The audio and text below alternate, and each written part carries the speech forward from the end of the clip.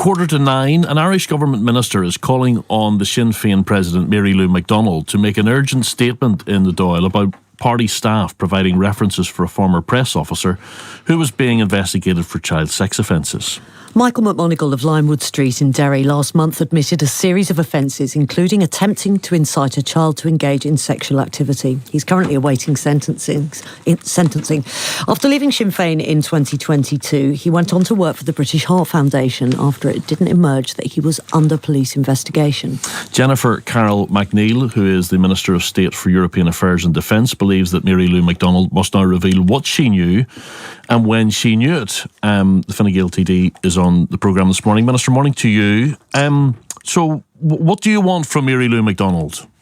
Straightforward accountability, straightforward honesty, straightforward acknowledgement about what Sinn Féin party officials and political leaders knew and when, an end to contradictory stories, an end to hiding when Sinn Féin are so completely in the wrong as they have been again and again and again, and a bit of honesty and democratic accountability to come into the Dáil and make a clear statement about what Deputy MacDonald knew and when, and what her officials and her party leaders knew and when, because this is the standard response, the standard non-response that we get from Sinn Féin when they are completely in the wrong.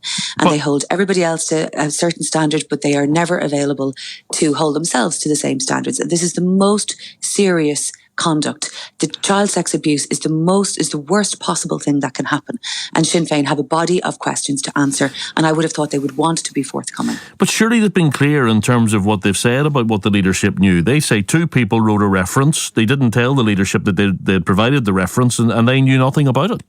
They haven't been remotely clear, and the story changes, as it did with the Jonathan Dowdall case a number of 2 years ago. But that part of the story hasn't changed. That part of the story has never changed. The references were written by two individuals, and the leadership had never been at any stage informed about who knew what when. And Deputy MacDonald is the leader of a major political party in the Dáil, and she must come into the Dáil and use her time to explain what she has said, what has happened and what she has said. We are seeing shifting positions, but irrespective of that, what's much more important is political accountability. There was a person working for Sinn Féin who'd committed these offences, who is now being sentenced, and that is a process that happens in its own right, and that's absolutely fine. But in the course of that, Sinn Féin provided references to him. If you're the leader of a political party, you come in and you But the leadership of the party didn't know. That's what they're telling you. So what you do is you come in and you explain how you could have such a failure of your own party systems, of your own HR, and what you're going to do about it for the future. In the same way, I would say that we asked her the same questions about Jonathan Dowdall. How did you not know? What did you do when you did find out?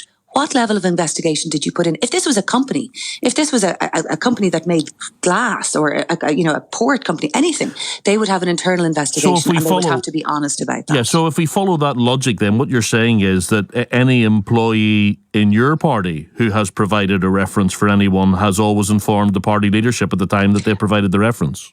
No, what I'm saying is if there is something wrong in Fine Gael, we get to the bottom of it and we are forthcoming and honest about what has happened, and we don't hide away behind whatever structures. But if you take like for like, are you confident? Are you saying that any employee in your party that's provided a reference in the past has always informed the party leadership, and that the party leadership knew about it? I think that any employee in my party who was providing a reference for somebody whom they knew, the idea that they would provide a reference for someone whom they knew was being prosecuted for child sex offences, I would be I don't believe it would happen. And if it did, I would personally investigate every system failure that had allowed that to happen. And then I would personally go into the Dáil along with the rest of my party leadership to be accountable for it. And that is what I'm asking Sinn Féin to do. Is this not just an attempt to try and make political capital before an election? Is that, I can't believe, that's not even, I'm sorry, that's not a serious charge. We are talking about political accountability of facilitating somebody who has been convicted of child sex offences and being prosecuted for child sex offences, working with other children. That is, forget about politics. This is about basic humanity. There is nothing more important than child protection. And Sinn Féin need to realise that, and they need to be honest and direct about what class of system failure they have had yet again. First of all, they have Jonathan Dowdall, who is a convicted criminal who has waterboarded and tortured people, who is giving donations to Mary Lou McDonald that she can't quite remember, and a whole range of difficult things, and they can't answer questions in relation to that. This is greatly more serious again because it involves the protection of vulnerable children from sex offences. There really isn't any politics in this. It couldn't be more simple. come into the Dáil and account for yourself. Can I ask you one other question while you're here about another story we were talking about earlier in the programme and this Irish Sunday Times story? How concerned are you by these reports that a member of the Oireachtas apparently has been recruited by Russian intelligence? I am very concerned, but as the Taoiseach said yesterday, I don't see why Ireland is immune to the sort of pressures and disruption that Russia have been consistently trying to engage in democracies right across Europe. And they do that in a whole range of different ways. I'm just back from Finland, Estonia and Lithuania, 3 countries that are dealing with constant Russian disruption, constant hybrid attacks, things like jamming the GPS signal over the Estonian airspace where civilian aircraft are flying, where there are arson attacks, where there are attacks on schools, bomb threats to schools, and constant disruption. And this is all with a view to try to disrupt Western European democracies. So it is very, very concerning to see these reports. But Ireland is not immune to this threat. And I think it's more and more important that we become aware and alive of what Russia have been doing and continue to do right across Europe. And I know you've referenced those other places, but are you shocked that this has landed on your doorstep? I'm deeply concerned, but it's consistent with a pattern that we see across Europe, and that's what I'm saying. Ireland isn't immune to this. Of course, I'm very, very, very disappointed to see that this approach would have happened in Ireland, but it is not.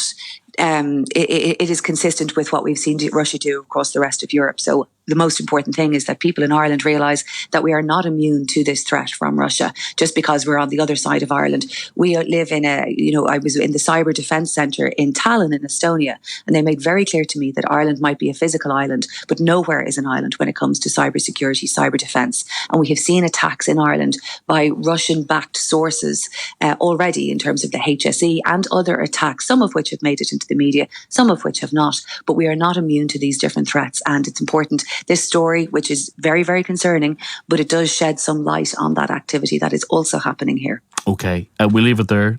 Jennifer Carroll McNeill, Minister of State for European Affairs and Defence.